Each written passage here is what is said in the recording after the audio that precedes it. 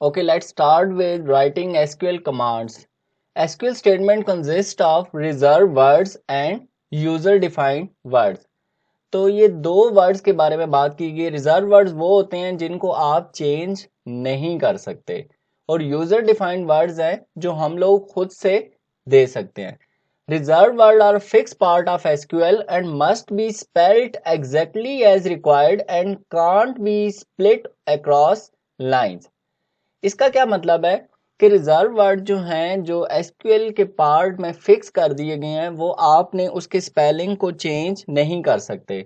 Suppose आपने select का word use किया है तो सेलेक्ट के स्पेलिंग जो आपने एक फर्स्ट लाइन के ऊपर दिए हैं और फिर आप दोबारा सेलेक्ट के वही स्पेलिंग लाइन नंबर 10 के ऊपर दे रहे हैं तो दोनों के स्पेलिंग सही होने चाहिए, एक जैसे होने चाहिए। And second point is can't be split across lines, और इसमें ये नहीं होना चाहिए कि आपने सेलेक्ट के स्पेलिंग SELECT था तो S आपने एक लाइन पे लिख दिया, फिर आपने बीच में लाइन स्पेस कर दी, EL लिख दिया और स्पेस कर दी और फिर आपने ECT लिख दिया। इस तरह नहीं होगा। सेकंड पॉइंट में ये एक्सप्लेन किया गया है जो यूजर डिफाइंड वर्ड्स हैं वो आप खुद अपनी मर्जी से उनके नेम्स रिप्रेजेंट कर सकते हैं। रिलेशंस टेबल्स के नेम आप खुद से दे सकते हैं, कॉलम्स के नेम्स आप खुद से दे सकते हैं, व्यूज के नेम्स आप खुद से दे सकते हैं। Third point is many dialects of SQL require the use of a statement terminator to mark the end of each SQL statement. Usually the semicolon is used.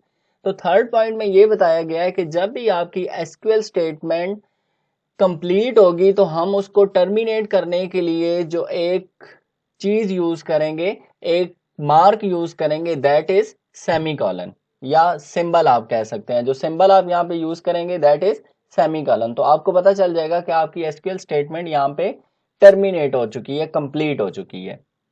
यहाँ पे एक वर्ड डायलेक्ट यूज किया गया है। डायलेक्ट का मतलब क्या होता है कि आप इसके डिफरेंट फ्लेवर्स जो हैं वो एग्जिस्ट करते हैं। Many components of an SQL statement are case insensitive except for literal character data. तो इस फर्स्ट पॉइंट में ये एक्सप्लेन किया गया है कि जो आपकी SQL स्टेटमेंट है वो केस सेंसिटिव नहीं है, लेकिन जब हम लिटरल कैरेक्टर डेटा की बात करते हैं तो वहां पे कुछ चीजें ऐसी हैं जो केस सेंसिटिव है। You can write letters in either upper or lower case. The literal character data must be typed exactly as it appears in the database. For example, if we store a person's surname as Smith and then search for it using the string Smith, the row will not be found. जी, तो अब इस case में देखें, हम literals की बात कर रहे हैं तो लिटरल जो है वो केस सेंसिटिव है। आप रिकॉर्ड सर्च करवाना चाहते थे स्मिथ नेम का इन के अपर केस लेटर्स के साथ, लेकिन जब आपने सर्चिंग की तो आपने सर्चिंग में क्या किया, स्मिथ नेम के स्पेलिंग तो सही दिए लेकिन आपने केस सेंसिटिव यहाँ पे यूज नहीं किया। लाइक आपने क्या किया, फर्स्ट करेक्टर कैपिटल दे दिया और बाकी तमाम करेक्टर्स जो हैं वो लोअर केस लेटर में दे दिए। तो यहाँ पे आपको रिकॉर्ड फाउंड नहीं हुआ क्योंकि हम यहाँ पे किसकी बात कर रहे हैं, लिटरल कैरेक्टर डेटा की। तो लिटरल कैरेक्टर डेटा जो आपका है वो केस सेंसिटिव है, लेकिन जो आपकी SQL स्टेटमेंट्स हैं वो केस सेंसिटिव नहीं है। आप उसे अपर केस लेटर्स में भी लिख सकते हैं और लोअर केस लेटर्स में भी लिख सकते हैं। Second point is readability with indentation and lineation. इसमें दो चीजें यूज हुई हैं, इंडेंटेशन एंड लाइनेशन। इंडेंटेशन से क्या मुराद है, मींस स्टेटमेंट में स्पेस दें, एंड लाइनेशन का मतलब क्या है, मींस मल्टीपल लाइंस में आप इसे स्प्लिट कर दें स्टेटमेंट्स को। Okay, extended form of BNF, Backus-Naur form notation will be used to define SQL statement। यानी जब भी आपने SQL स्टेटमेंट्स डिफाइन करनी है तो हम इन नोटेशंस पे बात करेंगे, इन रूल्स पे बात करेंगे, ठीक है। First one is upper case letters represent reserve word. तो जहां पे भी आप अपर केस लेटर आपको शो होंगे तो आप वहां पे समझ जाएंगे ये रिजर्व वर्ड्स है। जो भी चीज अपर केस लेटर में लिखी होगी तो आपको क्लियर हो जाना चाहिए कि रिजर्व वर्ड है यहाँ पे। Second, lower case letter represent user defined word. इसका मतलब ये है कि लोअर केस लेटर जो है, कुछ भी अगर वर्ड लिखा हुआ है तो आपको समझ आ जानी चाहिए कि ये यूजर ने खुद से डिफाइन किया हुआ है, ये रिजर्व वर्ड नहीं है। Third is pipe indicates a choice among alternatives. तो पाइप साइन जहां यूज होगा इसका मतलब ये है कि मल्टीपल ऑप्शंस को इससे आप डिफाइन कर सकते हैं। Next is curly braces indicate a required element. What does it mean? It means that you must have to use one option. यानी एट लीस्ट एक ऑप्शन आपने मस्ट यूज करनी है यहाँ पे करली ब्रेसेस की उसमें। Next one is square brackets indicate an optional element. ठीक है, तो ये क्या है, स्क्वायर ब्रैकेट्स का मतलब ये है कि ये ऑप्शनल एलिमेंट है, इसको आप यूज करना चाहें या ना करना चाहें इससे कोई इफेक्ट नहीं पड़ेगा। An optional ellipsis triple dot means ये जो डॉटेड साइन है इंडिकेट्स ऑप्शनल रेपिटेशन 0 और more. What does it mean? It means ये ऑप्शनल है कि एक एलिमेंट भी हो सकता है और एक से ज्यादा भी हो सकते हैं। जी, ड्रीम होम केस स्टडी, तो जैसे पहले भी लेक्चर्स में मैंने आपको ये बात बताई थी कि हम ड्रीम होम केस स्टडी जो है उसके ऊपर काम कर रहे हैं, क्योंकि ये हमारी टेक्स्ट बुक में मेंशन भी है। तो क्योंकि हम रिलेशनल डेटाबेस मॉडल पढ़ रहे थे तो हमें पता था कि इस केस स्टडी के अंदर हमारे कितने रिलेशंस हैं, 6 रिलेशंस बने हुए हैं। तो अब जो हम एसक्यूएल स्टेटमेंट्स के थ्रू हम जो क्यूरी जनरेट करेंगे तो हम इन टेबल्स के ऊपर ही काम कर रहे होंगे। तो जब भी आप मतलब इस लेक्चर को देखेंगे तो आपके पास ये ड्रीम होम वाली केस स्टडी सामने होनी चाहिए, ताकि कोई भी जब आप क्यूरी देंगे तो उसके अगेंस्ट जो रिजल्ट प्रोड्यूस होगा तो आप उन टेबल्स को देख के आपको इजीली अंडरस्टैंड हो जाएगा कि वाकई ये जो हमें इंफॉर्मेशन मिल रही है ये करेक्ट है या नहीं है। इसी तरह आप देखें इस ड्रीम होम केस स्टडी के अंदर ये हमारे 6 टेबल्स हैं। पहला टेबल हमारा ब्रांच का है जिसके अंदर हमने 4 एट्रीब्यूट्स लिए हैं, branch number, street, city, post code. इसी तरह सेकंड जो हमारा रिलेशन है that is staff relation and we have 8 attributes here. Staff number, first name, last name, position, sex, date of birth, salary, branch number. Next is property for rent relation and their attributes are property number, street, city, postcode, type, rooms, rent, owner number, staff number and branch number. और आप लोगों को पता है कि जब एक से ज्यादा एट्रीब्यूट्स हों तो हम उसको कॉमा से सेपरेट करते हैं। और नेक्स्ट रिलेशन इज और table is client and in client table we have 6 attributes. Client number, first name, last name, telephone number, preference type, maximum rent. And the second one last is private owner relation, and private owner relation here we have 5 attributes: owner number, first name, last name, address and telephone number. And the last one is viewing relation. Viewing relation consists of 4 attributes: client number, property number, view date and comment. जी, तो ये जो हमारे सारे relation जो हमने पीछे 6 relation है ये उनका इंस्टेंस है। मींस अगर हम लोग इन टेबल्स को देखें तो इन टेबल्स के अगेंस्ट जो हमारे एट्रीब्यूट्स हैं, एट्रीब्यूट्स के अगेंस्ट हमारी ये रोज हैं, टपल्स हैं, जिनमें ये सारा रिकॉर्ड मेंटेन हुआ हुआ है। ठीक है, ये ब्रांच का रिलेशन है, ब्रांच के रिलेशन के अंदर ये रिकॉर्ड गिवन है। स्टाफ का ये रिलेशन है, स्टाफ के अंदर हमारे ये 6 टपल्स हैं यहाँ पे और उनके अगेंस्ट सारा ये रिकॉर्ड गिवन है। इसी तरह आप प्रॉपर्टी फॉर रेंट रिलेशन को देखें, ये उसके तमाम एट्रीब्यूट्स हैं और हर एट्रीब्यूट्स के अगेंस्ट ये रिकॉर्ड यहाँ पे गिवन है। इसी तरह क्लाइंट का रिलेशन है, क्लाइंट के रिलेशन में भी आपकी 4 टपल्स यहाँ पे शो हो रही हैं और इन टपल्स के अगेंस्ट तमाम रिकॉर्ड जो है वो यहाँ पे मेंटेन है। लास्ट जो हमारे 2 टेबल्स हैं that is private owner relation. Private owner relation में भी देखें ये उस टेबल के एट्रीब्यूट्स हैं और हर एट्रीब्यूट के अगेंस्ट उसका रिकॉर्ड आपको यहाँ पे शो हो रहा है। लास्ट जो हमारा रिलेशन है that is viewing relation. Viewing relation के भी एट्रीब्यूट्स हैं, ये उसकी 5 टपल्स हैं और हर टपल के अगेंस्ट रिकॉर्ड यहाँ पे स्टोर हुआ हुआ है, मेंटेन हुआ हुआ है। जी, तो हम बात कर रहे थे एसक्यूएल डेटा मैनिपुलेशन लैंग्वेज की। तो let's start with data manipulation. SQL DML statements include, SQL DML statement के अंदर हमारी 4 मेन स्टेटमेंट आ जाती हैं, यानी हम इसे 4 स्टेटमेंट्स के अंदर कैटेगराइज कर रहे हैं। First one is select statement. Select statement means to query data in the database. Second one is insert, to insert data into a table, ठीक है, यानी टेबल के अंदर आप लोग डेटा को इंसर्ट करेंगे। Third one is update, to update data in a table means modification अगर आप करना चाह रहे हैं टेबल के अंदर तो हम लोग इस स्टेटमेंट के थ्रू करेंगे। And the last one is delete statement, to delete data from a table. Next we talk about literals. Literals are constants used in SQL statement. जिस तरह हम लोग प्रोग्रामिंग लैंग्वेजेस में भी देखते हैं कि जब हम वेरिएबल यूज करते हैं तो कुछ वेरिएबल्स के साथ हम लोग कांस्टेंट यूज करते हैं। कांस्टेंट क्या होते हैं? जिनकी वैल्यूज फिक्स्ड होती है, चेंज नहीं हो सकती।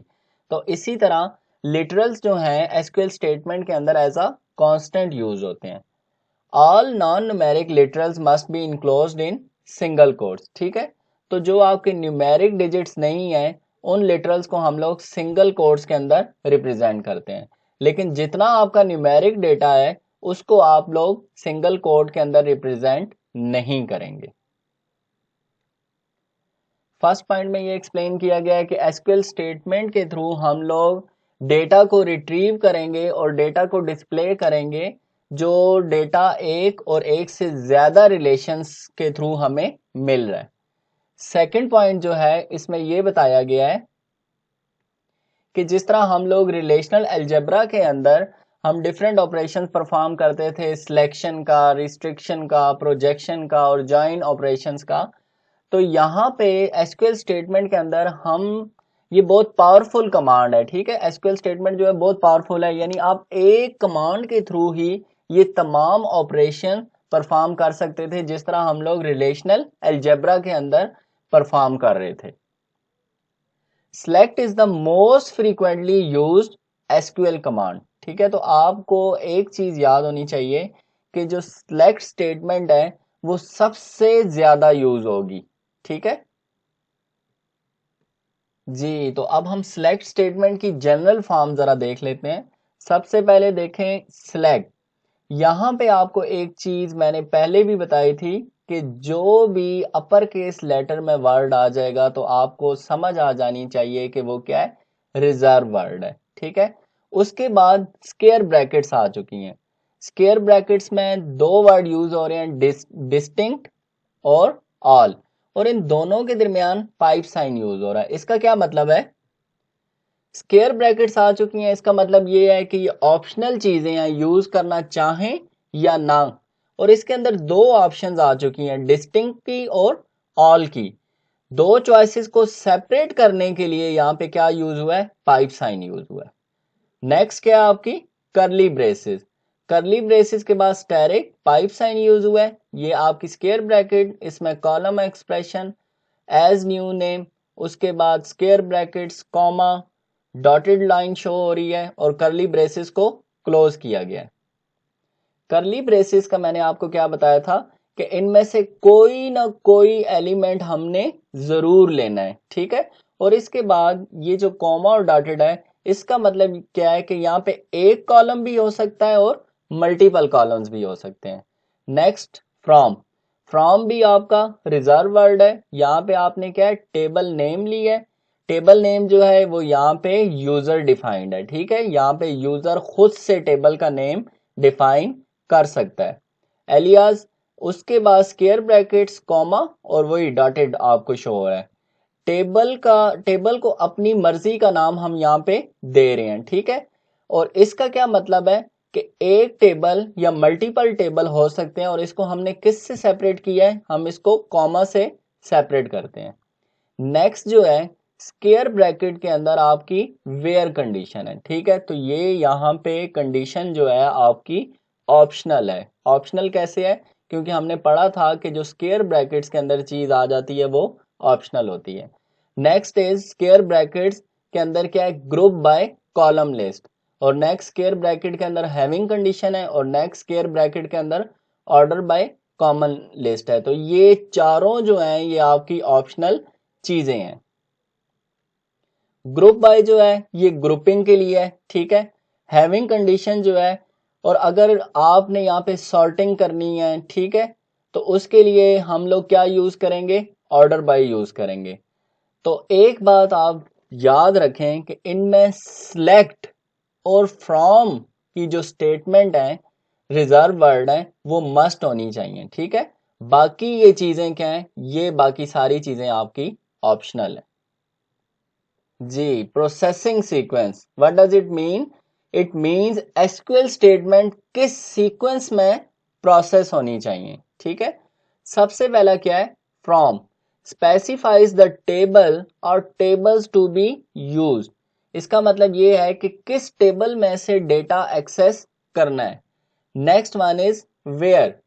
इसका मतलब क्या है कि हम अपनी मर्जी की रोज सिलेक्ट करेंगे। यहाँ पे हम लोग क्या कर रहे हैं? अपनी मर्जी की रोज सिलेक्ट कर रहे हैं। Next one is group by. Group by में क्या होता है? ग्रुपिंग उन एट्रीब्यूट्स के ऊपर होती है जिनकी कोई रेपिटेशन हो रही हो, ठीक है। तो जहां पे रेपिटेशन हो रही होगी वहां पे हम क्या यूज करेंगे? Group by. Next is having. Having statement के अंदर क्या होता है कि हम लोग ग्रुप्स के ऊपर कोई स्पेसिफिक कंडीशन लगानी हो तो हम क्या यूज करेंगे? Having statement. Next is select. और सिलेक्ट क्या करती है? Specifies which columns to appear in the output, कि हमने कौन से एट्रीब्यूट्स, कौन से कॉलम्स जो है हमने आउटपुट में शो करवाने हैं। And next one is order by. Specifies the order of the output, कि आउटपुट किस ऑर्डर में आनी चाहिए, ठीक है। इंपॉर्टेंट पॉइंट जो यहाँ पे बताया गया है कि आप the order of the clauses in the select statement can't be change, ठीक है। तो आप सिलेक्ट स्टेटमेंट के ऑर्डर को कभी भी चेंज नहीं कर सकते। और टू मैंडेटरी क्लॉजेज जो हैं वो कौन कौन सी हैं? हमने पीछे भी डिस्कस की है, सिलेक्ट और फ्रॉम। उसके अलावा जो हमने पढ़ी थी वो बाकी तमाम चीजें क्या थी? ऑप्शनल थी, ठीक है।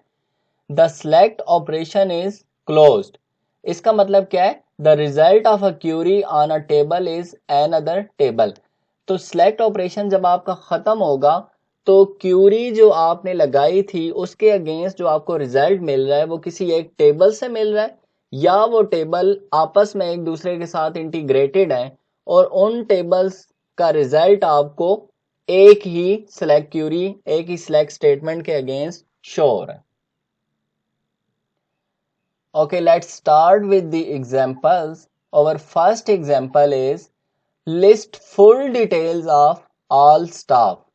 और इस स्टाफ रिलेशन के अंदर हमें तमाम रोज और तमाम कॉलम्स शो होने चाहिए, ठीक है। यानी हम पूरे स्टाफ रिलेशन की बात कर रहे हैं कि हमें पूरे स्टाफ रिलेशन की तमाम स्टाफ की जो डिटेल्स हैं वो फुल डिटेल्स हमें शो। तो हम लोग सबसे पहले क्या करेंगे? क्यूरी जो राइट करेंगे यहाँ पे, सिलेक्ट स्टेटमेंट जो लेंगे वो है select staff number, first name, last name, address, position, sex, date of birth, salary, branch number. तो अब यहाँ पे आप देखें हमने कितने एट्रीब्यूट्स लिए हैं? 9 एट्रीब्यूट्स लिए हैं। और ये हमें कैसे पता चला है कि हमारे टोटल 9 एट्रीब्यूट्स थे? अगर ड्रीम होम केस स्टडी आपके सामने पड़ी होगी तो आप वहां से देख सकते हैं कि स्टाफ रिलेशन के अंदर हम इन 9 एट्रीब्यूट्स के ऊपर बात कर रहे थे। तो वो तमाम के तमाम एट्रीब्यूट्स हमने यहाँ पे सिलेक्ट कर लिए। फ्रॉम भी क्या आपका? रिजर्व वर्ड है। स्टाफ, और स्टाफ आपके क्या है? रिलेशन नेम, ठीक है, टेबल नेम। तो इस क्यूरी के अगेंस्ट जो आपको रिजल्ट प्रोड्यूस होगा वो पूरे किसका रिजल्ट प्रोड्यूस होगा? स्टाफ रिलेशन का, और उनकी फुल डिटेल्स आपको शो होगी इन एट्रीब्यूट्स के अगेंस्ट। और हम लोग अगर फुल डिटेल्स ही देखना चाह रहे हैं तो हम इन तमाम एट्रीब्यूट्स को स्किप कर दें और यहाँ पे हम लोग स्टेरिक का सिंबल यूज कर रहे हैं। इसका मतलब क्या है? Wild card. Wild card means कि वो आपको तमाम डिटेल शो कर देगा। टेबल्स के अंदर जितने एट्रीब्यूट्स हैं वो तमाम के तमाम एट्रीब्यूट्स एज अ रिजल्ट में आपको शो होंगे। सिलेक्ट स्टैटिक फ्रॉम स्टाफ, और स्टाफ आपका क्या है, रिलेशन है। और इसके बाद लास्ट में क्या है, सेमीकोलन। तो हमने पढ़ा था कि जैसे ही आपकी स्टेटमेंट टर्मिनेट होगी तो हम उसको सेमीकोलन से रिप्रेजेंट करेंगे कि मतलब आपकी स्टेटमेंट यहाँ पे कंप्लीट हो चुकी है। जी, तो फर्स्ट क्यूरी के अगेंस्ट देखें, ये जो हमें रिजल्ट प्रोड्यूस हुआ है ये आपको शो हो रहा है। ये हमारे वो 9 एट्रीब्यूट्स हैं और इन एट्रीब्यूट्स के अगेंस्ट हमें ये तमाम इंफॉर्मेशन जो है वो शो हो रही है। Second example is produce a list of salaries for all staff showing only staff number, first and last names and salary, specific columns all row। तो इस केस में क्या है कि हम स्पेसिफिक एट्रीब्यूट्स के ऊपर बात कर रहे हैं, लेकिन जो स्पेसिफिक एट्रीब्यूट्स हम शो करेंगे उसमें और दूसरी चीज क्या है, तमाम रोज भी शो होनी चाहिए। ठीक है, इसमें सबसे पहले आप सिलेक्ट स्टेटमेंट लेते हैं, उसके बाद ये जो हम 4 एट्रीब्यूट्स की बात कर रहे हैं, first staff number, second first name, third last name and last में हम किसकी बात कर रहे हैं, सैलरी। और किस रिलेशन से हम लोग ये रिजल्ट शो करवाना चाह रहे हैं, फ्रॉम स्टाफ रिलेशन। तो यहाँ पे आपने स्टाफ का रिलेशन दे दिया। तो देखें जब ये स्टेटमेंट एग्जीक्यूट होगी तो हमने 4 एट्रीब्यूट्स की बात की थी, ये 4 एट्रीब्यूट्स आपको शो हो रहे हैं और इसमें तमाम रोज आपको शो हो रही हैं, तमाम टपल्स आपको यहाँ पे शो हो रही हैं इन एट्रीब्यूट्स के अगेंस्ट। ठीक है, तो आपको यहाँ पे कितनी टपल्स शो हुई हैं, 6 tuples. Third example is list the property numbers of all properties that have been viewed, select doesn't eliminate duplicate values. तो इसमें क्या बात हो रही है कि जो डुप्लीकेट वैल्यूज आ जाएंगी वो आपको टेबल के अंदर शो होंगी। तो सबसे पहले हमने क्या किया है, सिलेक्ट स्टेटमेंट में कौन सा एट्रीब्यूट ले लिया, प्रॉपर्टी नंबर, क्योंकि यहाँ पे हम लोग प्रॉपर्टीज नंबर्स की बात कर रहे हैं फ्रॉम, और हमारा जो टेबल नेम है दैट इज व्यूड, व्यूइंग का रिलेशन जो है हम यहाँ पे ले रहे हैं। तो जब ये क्यूरी एग्जीक्यूट होगी तो आप लोग देखें प्रॉपर्टी नंबर के अगेंस्ट हमें ये 5 टपल्स शो हो रही हैं और इन टपल्स में जो रिकॉर्ड है वो दो दफा आ रहा है, PA14 PA14, PG4 PG4, PG36, क्योंकि हमने बात की थी कि रिलेशनल मॉडल के अंदर डुप्लीकेट टपल्स नहीं आती, लेकिन एसक्यूएल स्टेटमेंट के अंदर डुप्लीकेट टपल्स भी वो शो करता है। जी, ये वही एग्जाम्पल है। अब इस एग्जाम्पल में हम लोग क्या कर रहे हैं कि जो हमारी पीछे डुप्लीकेट टपल्स आई थी PA14 और PG4, हम उन डुप्लीकेट टपल्स को क्या करवाना चाह रहे हैं, यहाँ पे एलिमिनेट। तो उसको एलिमिनेट करने के लिए यहाँ पे जो हम कीवर्ड यूज करेंगे दैट इज डिस्टिंक्ट। तो हमने सिलेक्ट स्टेटमेंट के साथ डिस्टिंक्ट रिजर्व वर्ड यूज किया है और प्रॉपर्टी नंबर आपका वही एट्रीब्यूट है और रिलेशन कौन सा आपका, व्यूइंग का। तो इस केस में क्या होगा, जितनी डुप्लीकेट टपल्स हैं वो आपकी एलिमिनेट हो जाएंगी। तो पिछले केस में हमें 5 टपल्स शो हो रही थी, इस केस में हमें 3 टपल्स शो हो रही हैं। होप सो अब आपको ये चीज जो है इजीली क्लियर हो चुकी होगी कि जब डुप्लीकेट टपल्स आ जाएं तो उसके लिए हमने कौन सा कीवर्ड यूज करना है, डिस्टिंक्ट का कीवर्ड यूज करना है। Next example is produce list of monthly salaries for all staff showing staff number, first name, last name and salary। और इसके अंदर क्या है, कैलकुलेटेड भी हो, डिराइव्ड भी हो और कंप्यूटेड फील्ड्स भी हो। तो सबसे पहले आपने सिलेक्ट स्टेटमेंट लिया और उसके अगेंस्ट आपने 4 एट्रीब्यूट्स ले लिए, staff number, first name, last number, last name और लास्ट में सैलरी डिवाइडेड बाय 12। यहाँ पे सैलरी डिवाइडेड बाय 12 क्यों किया है, ये एक क्वेश्चन है। हमने सिंपल यहाँ पे सैलरी क्यों नहीं किया, क्योंकि सैलरी डिवाइडेड बाय 12 का मतलब ये है यहाँ पे मंथली सैलरीज की बात की जा रही है। तो इससे क्या है, हर मंथ की सैलरी आपको शो होनी चाहिए। ठीक है, अगर आप डिवाइडेड बाय 12 नहीं करेंगे तो आपको हर मंथ की सैलरी शो नहीं होगी, ईयर वाइज सैलरी जो है आपको शो हो जाएगी। और ये जो है सैलरी डिवाइडेड बाय 12 ये आपका डिराइव्ड एट्रीब्यूट है। ठीक है, ये आपका कौन सा एट्रीब्यूट है, डिराइव्ड एट्रीब्यूट है। जी, तो उस स्टेटमेंट के अगेंस्ट जो आपको रिजल्ट प्रोड्यूस हुआ है वो आप इस टेबल की फॉर्म में देख सकते हैं। अब हमने जो वहां पे salary divided by 12 attribute use किया था वो यहाँ पे एज अ कॉलम 4 शो हो रहा है। इसका क्या मतलब है? क्योंकि वो डिराइव्ड एट्रीब्यूट था इसलिए यहाँ कॉलम 4 आया। ठीक है, तो डिराइव एट्रीब्यूट के केस में आपका एट्रीब्यूट का जो नेम है वो same as it is show नहीं होता, वो चेंज हो जाता है। और अगर आप उसका नेम वो ही रखना चाहते हैं तो नेक्स्ट लेक्चर्स में हम इसके ऊपर भी वर्क कर लेंगे कि हम चाहते हैं कि हमारा यहाँ पे सैलरी का ही एट्रीब्यूट शो हो या सैलरी डिवाइडेड बाय 12 वाला ही एट्रीब्यूट शो हो, तो उसके लिए हम कौन सी स्टेटमेंट एग्जीक्यूट करें या कौन सी स्टेटमेंट राइट करें। जी, next one is calculated fields, columns की बात हो रही है। तो SQL expression can involve addition, subtraction, multiplication and division, means arithmetic operation आप यहाँ पे परफॉर्म कर रहे हैं। Parentheses can be used to build complex expression, जब आपकी एक्सप्रेशन कम्प्लेक्स हो जाएंगी तो उसके लिए हम लोग क्या यूज करेंगे? Parenthesis. More than one table column can be use in a calculated column field. ठीक है, तो यहाँ पे हम एक या एक से ज्यादा टेबल्स को यूज कर सकते हैं। However, the columns reference in an arithmetic expression must have a numeric type। ऊपर भी हमने बात की है कि कॉलम्स के ऊपर अरिथमेटिक ऑपरेशन परफॉर्म होगा तो उसकी जो टाइप है हमेशा कौन सी सेट होनी चाहिए? न्यूमेरिक। ठीक है, जिस तरह हम प्रोग्रामिंग में इंटीजर डेटा टाइप यूज करते हैं। The fourth column of this result table has been output as column 4, could be different depending upon the dialect of SQL। तो ये वही बात की गई है कि फोर्थ कॉलम का नेम उसने कॉलम 4 सेट कर दिया है क्योंकि इसके डिफरेंट फ्लेवर्स एग्जिस्ट कर रहे हैं एसक्यूएल के।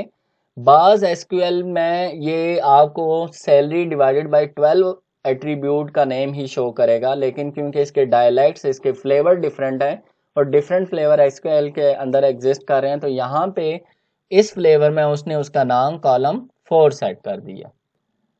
जी, तो नेक्स्ट जो है वो है हमारा रीनेम कॉलम एज क्लॉज। इसमें क्या आईएसओ ने स्टैंडर्ड एक डिफाइन किया है जिसमें आप कॉलम को रीनेम कर सकते हैं। ठीक है, यूजिंग एज क्लॉज। तो प्रीवियस एग्जांपल को ही हम लोग लेते हैं। यहाँ पे हमने column name salary divided by 12 किया था, तो हमने एज रिजर्व वर्ड यूज किया और क्लास में हमने क्या दे दिया है? मंथली सैलरी, यानी सैलरी डिवाइडेड बाय 12 रीनेम होके कॉलम का जो नेम अब शो होगा वो मंथली सैलरी होगा। ठीक है, तो अब जब आप रिजल्ट देखेंगे इस स्टेटमेंट को, जब आप एग्जीक्यूट करेंगे तो अब आपको यहाँ पे सैलरी डिवाइडेड बाय 12 की जगह मंथली सैलरी शो होगा, ना के कॉलम 4 शो होगा। ठीक है, क्लियर? आई होप आज के लेक्चर में हमने जितनी चीज़ें कवर की हैं वो आपको क्लियर हो गई होंगी। इसके अलावा कोई क्वेश्चन, कोई क्यूरी होगी तो हम लोग इंशाल्लाह ऑनलाइन सेशन के अंदर उसे रिजॉल्व कर लेंगे। अपना बहुत सारा ख्याल रखें। अल्लाह हाफिज़। These are our next lecture contents. Next lecture के अंदर हम लोग इंशाल्लाह ये चीज़ें क्लियर करेंगे।